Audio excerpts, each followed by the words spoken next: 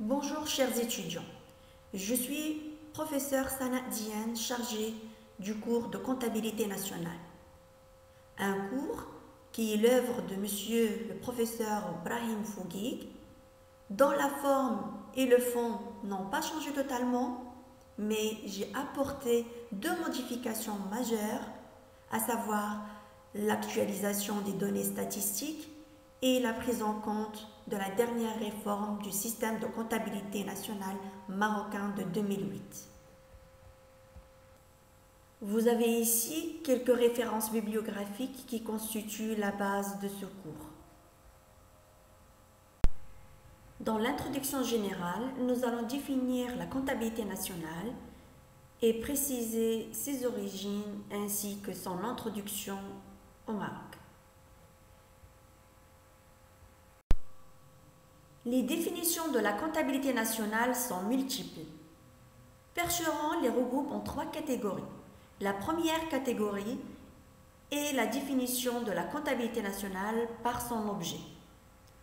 Cette catégorie de définition a le mérite de répondre à une question qui se pose souvent. À quoi sert la comptabilité nationale? Les définitions suivantes de Stolleru et Baucher vont dans ce sens.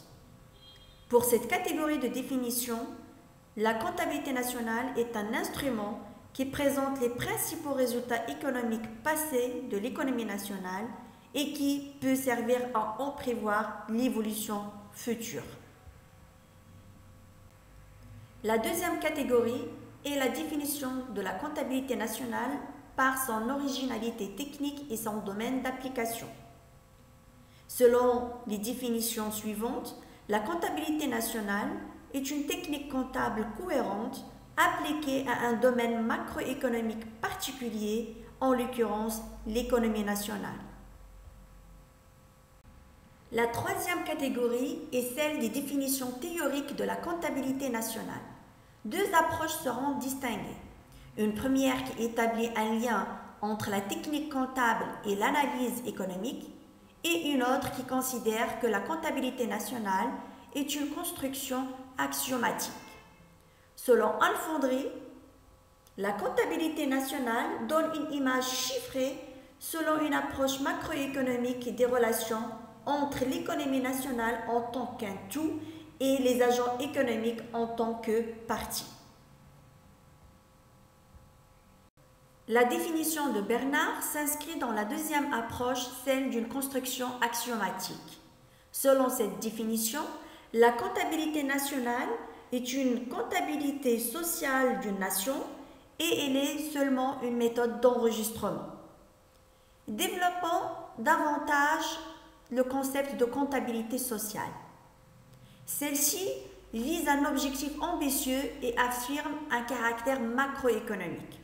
En effet, la comptabilité sociale vise une représentation cohérente des informations économiques et de toutes les activités humaines quantifiables en relation avec l'activité économique.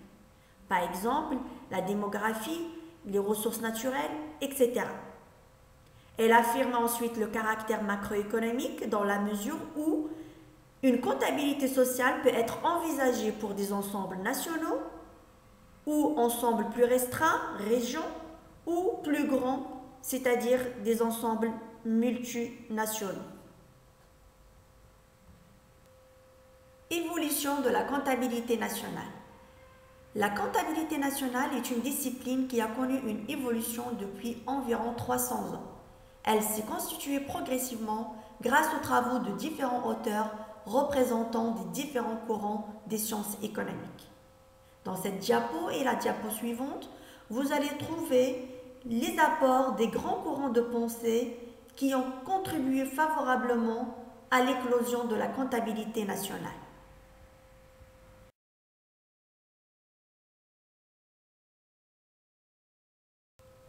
Néanmoins, la comptabilité nationale n'a pris la forme développée qu'après l'apparition des travaux de recherche de John Maynard Keynes en 1936. Ainsi, sous son impulsion, le premier white paper britannique sur le revenu est apparu. Il contient deux séries d'estimations statistiques pour les années 1938-1940. Une série analyse les sources de financement de la guerre par les fonctionnaires du Trésor. Et la seconde est composée de 3 comptes non articulés élaborés par Mead Easton. Les travaux de ces derniers auteurs seront à l'origine du modèle normalisé de la comptabilité nationale de l'ONU et de l'Organisation européenne de coopération économique. Kuznets établira des comptes pour les États-Unis. Et en France, c'est une petite équipe d'économistes groupés autour de François Péaut qui prépare et élabore le premier modèle de la comptabilité nationale. Au Maroc, les premiers travaux sur la comptabilité nationale, commencés en 1952, se sont inspirés des méthodes employées en France. Vu le manque des statistiques sur la production, les agrégats de la comptabilité nationale marocaine sont évalués suivant l'approche dépenses. En 1958, et avec les exigences en matière d'information économique, le premier tableau des échanges interbranches a été élaboré. Après son actualisation en 1960, le TEI, comportant 31 branches, a servi d'outil pour les travaux de projection du plan 1960-1964 et a permis le passage de l'optique dépenses à l'optique production. En 1974, la comptabilité nationale marocaine, à l'instar de celle de plusieurs pays développés et en développement, s'est rapprochée du système normalisé de l'ONU. Depuis lors, elle a suivi son évolution et appliqué ses réformes. En 1998, le Maroc a adopté la nouvelle norme mondiale de comptabilité nationale, le SCN 1993. Et l'année 1998 a été choisie comme la nouvelle année de base des comptes nationaux. 9 ans après, une nouvelle année de base des comptes nationaux, en l'occurrence 2007, a été mise en place. Le passage à cette année de base a été l'occasion de consolider l'expérience de la comptabilité nationale marocaine, d'intégrer des innovations du nouveau système de comptabilité nationale des Nations Unies, SCN 2008, et d'améliorer la couverture des comptes grâce à la réalisation d'une première enquête sur les institutions sans but lucratif, ISBN. Le système de comptabilité nationale 2008 conserve le cadre fondamental du système de comptabilité nationale 1993 et apporte quelques légères précisions dans certains compartiments de la comptabilité nationale. Parmi les plus importantes, l'extension du contour des actifs produits. Ainsi, la recherche et développement est comptabilisée comme un actif produit et donc les frais correspondants ne sont plus traités comme consommation intermédiaire, mais plutôt un investissement. Le service d'intermédiation financière indirectement mesuré, SIFIM. Ce service est fourni par les intermédiaires financiers, à savoir les banques et autres établissements de crédit. Il est évalué comme la marge que ces intermédiaires tirent de leur relation avec leur clientèle sur le dépôt et leur crédit. Dans la base de 1998, le seul emploi reconnu du SIFIM consistait en une consommation intermédiaire de l'économie totale inscrite au niveau d'une branche fictive. Le revenu négatif de ce secteur est annulé par les ajustements SIFIM versés au secteur financier au titre de revenu de la propriété. Ainsi, ils sont inscrits en tant que consommation intermédiaire dans le compte du secteur fictif et dans les ressources en moins du secteur des sociétés financières. Dans la nouvelle base 2007, la production du SIFIM a été répartie entre les différents emplois. Soit consommation intermédiaire ventilée entre les différentes branches, soit consommation finale ou exportation. Ce qu'il faut retenir, que dans cette nouvelle base 2007, on ne parle plus d'ajustement SIFIM. Donc, ils ont été supprimés. Et c'est l'une des modifications majeures apportées à ce cours.